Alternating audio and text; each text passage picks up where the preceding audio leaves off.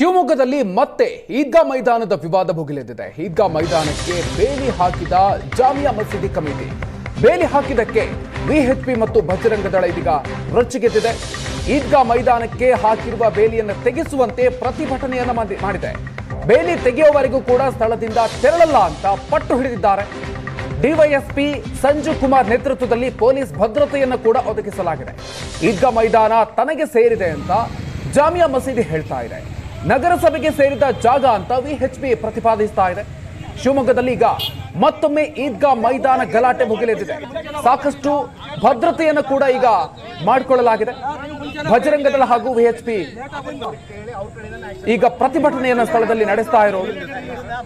ಈ ಮೂಲಕ ಈದ್ಗಾ ಮೈದಾನ ವಿವಾದ ಮತ್ತೊಮ್ಮೆ ಭುಗಿಲೆದ್ದಿದೆ. ಈದ್ಗಾ ಮೈದಾನಕ್ಕೆ ಬೇಲಿ ಹಾಕಿರುವಂತಹ ಜಾಮಿಯಾ ಮಸೀದಿಯ ಕಮಿಟಿ, ಸೊ ಆ ಬೇಲಿ ಹಾಕಿರೋದಕ್ಕೆ ವಿಎಚ್ಪಿ ಹಾಗೂ ಬಜರಂಗ ದಳ ರೊಚ್ಚಿಗೆದ್ದು ಪ್ರತಿಭಟನೆಯನ್ನು ನಡೆಸಿದೆ.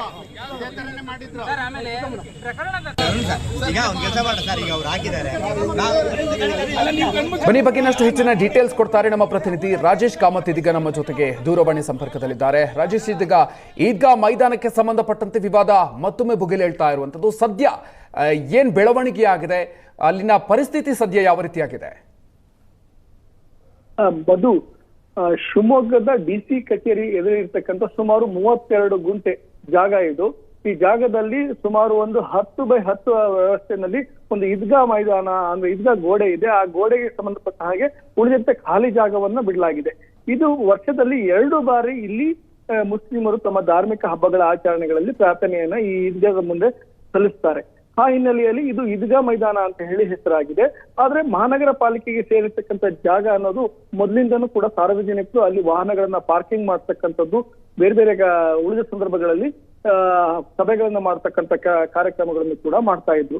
ಆದ್ರೆ ಇದೀಗ ದಿಢೀರಾಗಿ ಶಿವಮೊಗ್ಗದ ಸುನ್ನಿ ಜಮಾತೆಯ ಗಾಂಧಿ ಬಜಾರ್ನ ಜಾಮಿಯಾ ಮಸೀದಿ ಕಮಿಟಿ ಅವರೇನಿದ್ದಾರೆ ಅವರು ಬಂದ್ಬಿಟ್ಟು ಇದು ಈದ್ಗಾ ಪ್ರಾಪರ್ಟಿ ಇದು ಅಂತ ಹೇಳಿ ಬೇಲಿ ಹಾಕಿದ್ದಾರೆ. ದಿಢೀರ್ ಅಂತ ಬೇಲಿ ಹಾಕಿದ್ರೆ ನಿನ್ನೆ ರಂಜಾನ್ ಮುಗಿದಿದೆ, ರಂಜಾನ್ ಪ್ರೇಯರನ್ನ ಯಥಾವತ್ತಾಗಿ ಮುಗಿಸಿದ್ದಾರೆ. ಅದಾದ ನಂತರ ಸಂಜೆ ವೇಳೆ, ರಾತ್ರಿ ವೇಳೆಗೆ ಆ ಬೇಲಿಯನ್ನು ಪ್ರಾರಂಭ ಮಾಡಿ ಬೆಳಗ್ಗೆ ಒಳಗೆ ಬೇಲಿ ಹಾಕಿದ್ದಾರೆ.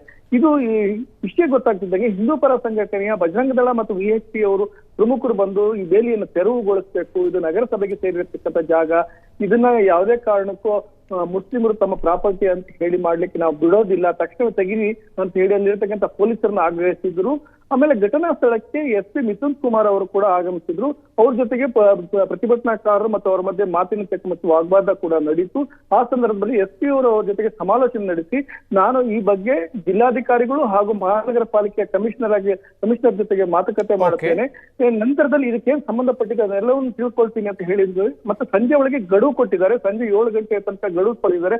ಅಷ್ಟರೊಳಗೆ ತೆರವುಗೊಳಿಸಲಿಲ್ಲ ಅಂತ ಹೇಳಿದ್ರೆ ತಾವು ಉಗ್ರ ಪ್ರತಿಭಟನೆ ಮಾಡುವುದಾಗಿ ಹಿಂದೂ ಪರ ಸಂಘಟನೆಯವರು ಹೇಳಿದ್ದಾರೆ. ಆ ಹಿನ್ನೆಲೆಯಲ್ಲಿ ಸಂಜೆಯ ತನಕ ಈ ವಿವಾದ ಒಂದು ಹಂತಕ್ಕೆ ತಾತ್ಕಾಲಿಕವಾಗಿ ಒಂದು ಪ್ರತಿಭಟನೆಯನ್ನು ಹಿಂಪಡೆದಿದ್ದಾರೆ. ನಂತರದಲ್ಲಿ ಅದು ಭುಗಿಲೇಳುವ ಲಕ್ಷಣಗಳು ಕೂಡ ಕಂಡು ಬರ್ತಾ ಇದೆ.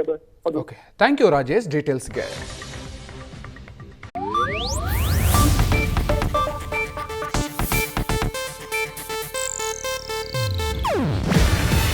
ಇದು ಏಷ್ಯಾನೆಟ್ ನ್ಯೂಸ್ ನೆಟ್ವರ್ಕ್ ಪ್ರಸ್ತುತಿ. ನೀವು ನೋಡ್ತಿದ್ದೀರಾ ಏಷ್ಯಾನೆಟ್ ಸುವರ್ಣ ನ್ಯೂಸ್.